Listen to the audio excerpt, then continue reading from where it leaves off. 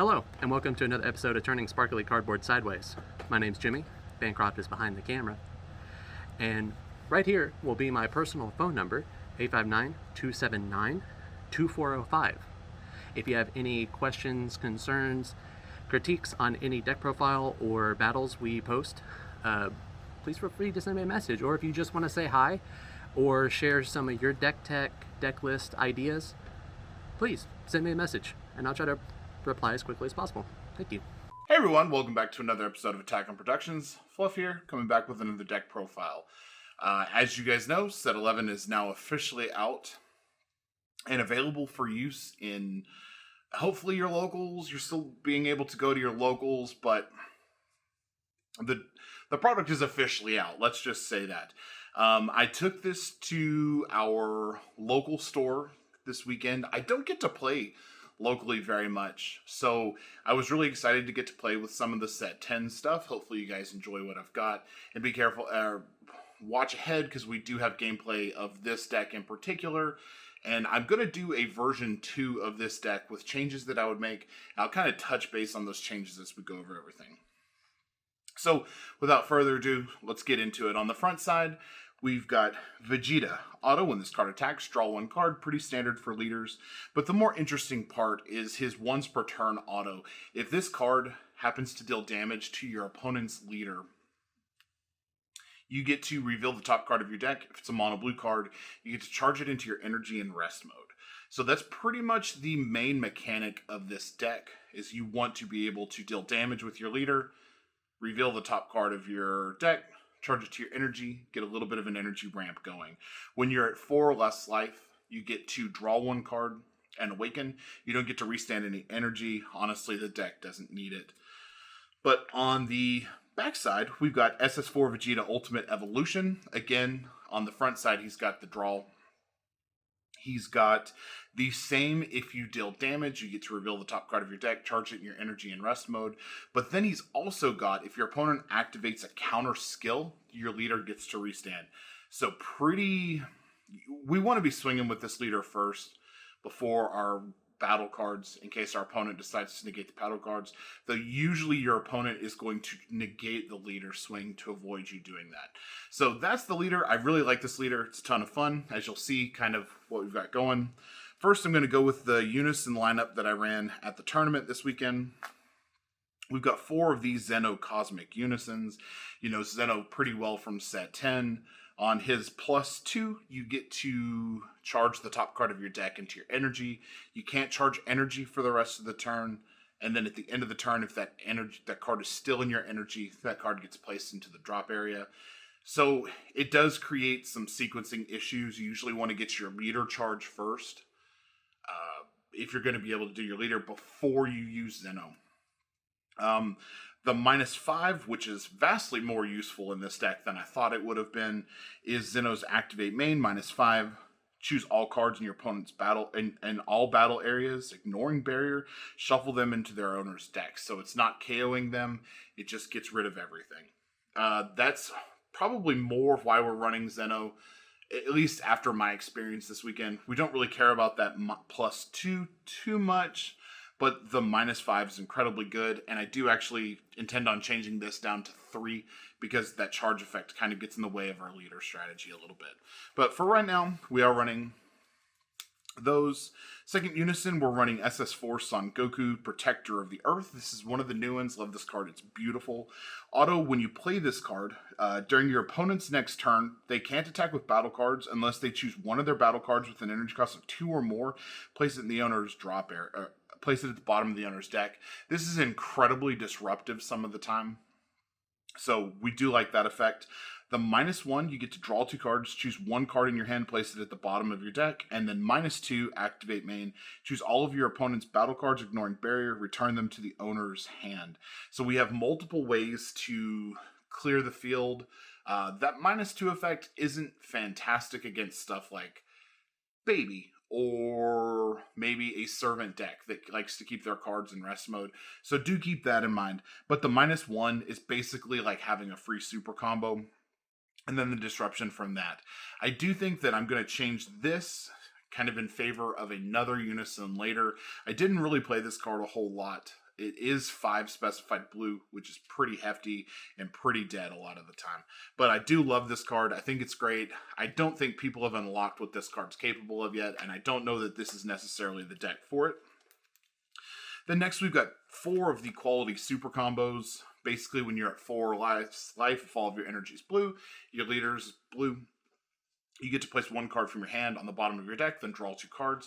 Basically improves the quality of your hand at the time. So we run 4 of these. It was a real hard toss-up between those and the Sacred Disbelief Zamas, but we wanted the mono blue for other reasons. I then play 2 of the Meki Orp Bobbing and Weaving. This is a 2-cost negate attack. Play this card, restand 1 of your energy. It just lets us put another body on the field if we need it. This card is much better in Baby, but it is still pretty good in Vegeta. It is 2 for a negate, but like I said, it's more for the body presence than anything else, and just kind of the additional pressure plus being able to restand. So do play 2 of these. I played this pretty much every time I saw it. I actually really like this card. I think it's pretty good. So 2 of those. Then we run 2 of the Vegeta Ready to Rumble. This is a blocker, counterattack. Negate the attack, play this card. And then, when this card is played, for the duration of the turn, your opponent can't attack unless they take 1 of their energy and place it into the drop area. So this really, it's like Topo, but the consequences are larger because your opponent loses their energy tempo. I only ran it at 2 because it's a 4. Honestly, I wish I had ran this at like a 3 or a 4 of. I played this every time that I saw it, and it pretty much ends the turn. There was 1 game I had, and I think that game's on camera, but it didn't phase the player at all. They just kept going through the energy loss. So sometimes that's the breaks, but do love this card. I think it's fantastic. Probably a 3 of. I'm going to test it at a 3 of. Just want to point out, that was me. Yeah, you'll see. I do run 2 of the Ultra Instinct Sungoku from Draft Box 1. Counterplay, counterattack for energy. Card can't be negated. When you play this card, you choose 1 of your opponent's battle cards, ignoring barrier, return it to the opponent's hand, and then if it's your opponent's turn, you draw 1 card. Could play this at a higher number, kind of the same deal as the Vegeta Ready to Rumble. It's a disruption. I really like this card in this deck. We get up to where the 4 energy is not entirely consequential. Though paying 4 energy, you have to make sure you have a way to defend yourself beyond that. So 2 of these could be 4 of, but it could be more, but I think 2 is the right number there. Then we run 4 of the Super Saiyan Trunks God Sealing Technique. This is the amazing counter play from set 10. As long as you have a blue Unison with at least 2 markers on it, you can play it for free, or you can activate its counter skill for free. You send it to the drop area to return the card that your opponent's attempting to play owner's hand instead of being played. So it just goes back to the hand. For some reason, I think this goes to bottom of the deck, and that's not the case. It goes back to hand. So 4 of those. Truthfully, I'm going down to 3 on this. It's a fantastic card, but I think it's just going to be lower in priority moving forward. Then I played 4 Boonie. Spoiler for a card there. I played 4 Boonie. It's a Boonie, right? Like, best 4-drop in the game right now. Play them. Truthfully, this could go down to 3, and I think I'm going to take it down to 3. These ended up in my energy more than they got played, but they are fantastic. You know what a Boonie does, so I'm not going to go over it. Next was kind of a test. It was like a trial run. Like, you know, the reason that we date people is to decide if we want to spend the rest of our lives with them. So I tried like a trial run of the 5-drop Janemba and the 4-drop Janemba just to see how this went. In theory, it's pretty good. Super Combo loads the 4-drop to the bottom of your deck. You play the 5-drop when you've got no cards on the field. You get your crit swing. You pay 2 energy. You play the 4-drop from the bottom of your deck. Beginning of your opponent's next turn. After you got another crit swing, you get to restand 3 blue energy and draw 1 card. I am going to experiment with higher ratios on these. I'm going to start at 3-3, we're going to go from there and see if I can get this more consistent. I never pulled it off on Saturday. It was a suggestion. I was talking to Bancroft and Jimmy about it, and Jimmy was like, hey, why don't you try this? I love the idea of it. I'm going to try it, and I will let you all know how it goes. But right now, we're playing 2 of the 5, 1 of the 4. And that ratio worked really well, because I played the 5 a lot. Another 5-drop, we've got the Beerus Universe 7 Divine Vanquisher. This was a card from, Themed Booster 1, Tournament of Power. I loved this card back when, like, SS3 Ramp was a thing, but I tried it. It was more nostalgic. I never actually played this card. There was never a moment that I felt like being able to swing with a 25,000 double strike that gets rid of 7 energy worth of cards, or 6 energy worth of cards, would have been substantial or tide turning. My opponent either had a large hand or had a large number of battle cards on the field. And I just feel like there's better ways to spend 5 energy. So these are ultimately coming out. I never played them. They were pretty much instant charges when I saw them. So these are coming out. Sorry to say, I just don't think these cards are good anymore. I think they've been power crept out of the game. Then we play 3 of the SS4 Vegeta Rise of the Super Warrior. This is another card out of set 11. It's amazing. 6-drop, 30,000 blocker. If your leader's mono blue, when you play this card, you get to reveal the top 4 cards of your deck. Now, if the cards are mono blue, you have 3 choices essentially. Any of those cards can go to your hand as long as they're mono blue. They can get charged in your energy as long as they're mono blue. And then any other card goes to the bottom of your deck in any order. So basically, if you can ramp up to 6 energy, you can play this. You can potentially take yourself to 10 energy. You can potentially add 4 cards to your hand.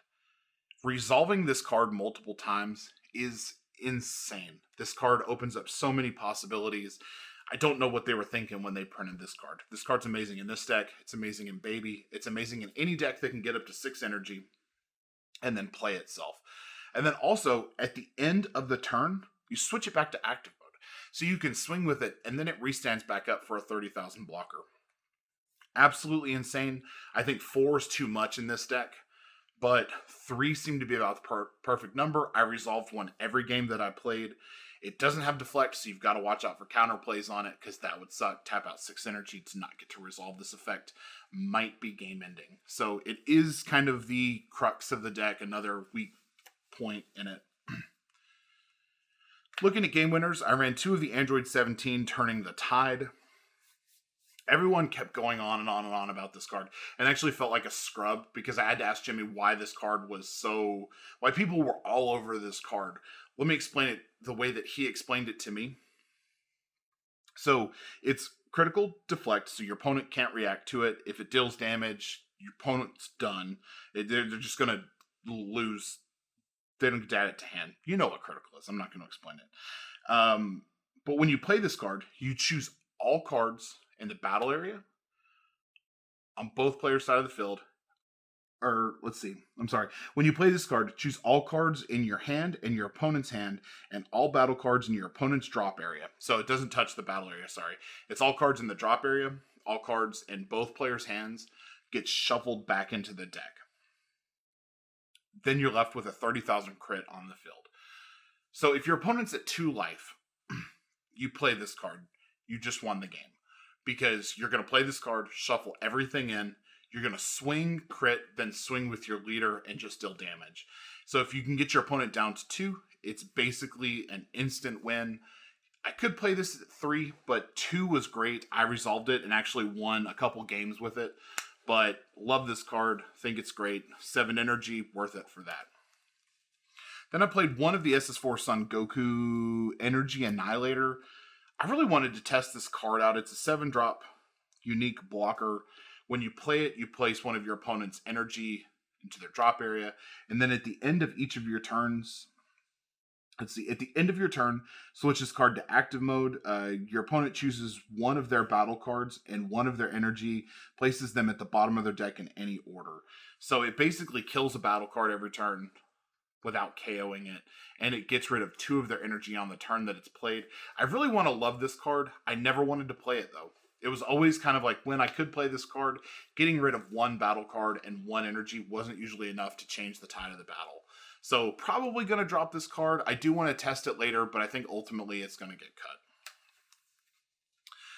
MVP, as far as finishers, is Sungoku and Ube, the 8-drop from the Theme Booster 2.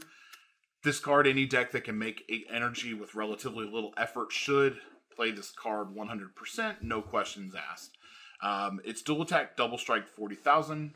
When it swings, you get to choose one card each from your opponent's life and energy, place them at the bottom of their deck in any order. So on the first swing, taking a life. That's also not once per turn, by the way. So on the first swing, you take a life, one of their energy gone. If they can't out combo, it's dealing another 2 damage, so that's 3. And then it's going to swing again, deal another damage with the effect. Take another energy, and then they're going to have to out combo it again for potentially 6 total damage. So it sucks getting this card in your energy, and for that reason, I'm actually thinking about running some of the Zeno combos just to add this back in case it's ever energied or boarded due to the leader's effect or the Vegeta's effect or anything like that. But fantastic card, prefer it over Hatch, even though I think Hatch is still ultimately the best secret rare. Temporarily, until I get alternatives, I am running 3 of the Sungoku Drawl Apes. I think that these are just needed. The deck needs draw. It needs to find counterplays. I don't like running this in this. I'm going to be completely honest with you. I did it as a necessity, and I'm ultimately going to be switching these out for the Great Ape Unisons as I get them. So these will become the Great Ape Unisons, and I won't play these. These are fantastic, but it sucks hitting them on the leader effect. It sucks hitting them on the 6-drop Vegeta effect. So you just don't want that. The best that could happen is you hit it with a Zeno effect, and then they just go to the drop area. But don't really want to play these, but the Drawls are nice, and it does actually help. Turn 1, absolutely going to be playing Ultra Instinct Goku's Kamehameha. This is basically tap 1, 15,000. On your turn, you get to draw. On your opponent's turn, you get to restand an energy. This is by and large the MVP of the deck, no questions asked. This plus the leader is just, it's super defensive. It's super aggressive. I mean, turn 1 on this, your opponent is going to have to combo up to 30,000. So they're going to have to combo at least 4 cards out of their hand to be able to deal with this unless they negate the attack. So absolutely 4 of these, no less. If you're playing less than this, like, go get more because they're too good. For Senzu Beans, this card was also an MVP. Defensively, not aggressively. I use this card more defensively. I survived multiple rounds that I probably shouldn't have survived because I had Senzu Beans. So run 4. I don't think they're going to last forever, so use them while you can. Then we run 4 Dimension Magic because Dimension Magic's the best blue negate we've got. And then I run 1 Absolute Confidence. This is just to stop pesky Unisons or a battle card that might be problematic for me. But that should be the deck. Sorry for the disjointed explanations. Hopefully you guys enjoyed it. Stay tuned for the updated version of this deck. And make sure to stay tuned for all the battles and commentaries that we're going to do. Make sure to hit that like, subscribe button at the bottom if you enjoy the stuff that we do. If you want to see us make any type of deck or go over anything surrounding the game of Dragon Ball or even outside of the game of Dragon Ball, let us know. We'll be happy to take care of either. As always, guys, thank you so much for watching our content. Without you guys, we wouldn't be doing this. So, as always, read your cards, know your plays, and like always, Fluf out.